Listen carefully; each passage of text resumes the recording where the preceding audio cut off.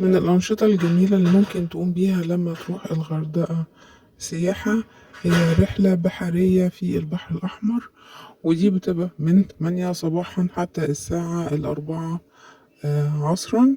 وبالرحلة بتكون آخرها لجزيرة الجفتون وشاطئ الأورانج باي أو أي شاطئ من الشواطئ الموجودة على جزيرة الجفتون. الرحلة بيتخللها وقفتين سنوركلينج لمشاهدة الشعاب المرجانية، مناظر جميلة جدا.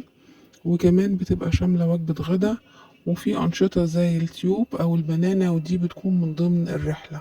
كمان من الحاجات الجميلة اللي ممكن تشوفها وانت على اليخت هو السوبر ماركت المركب، وده تقريبا الوحيد الموجود في مصر، سوبر ماركت على مركب متنقل اهو زي ما احنا شايفين للسناكس والحاجة الساقعة.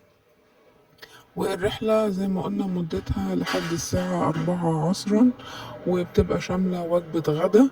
واليخت بيفضل معانا لحد قبل الجزيرة بجزء بسيط، وبعد كده بنركب اللانش السريع.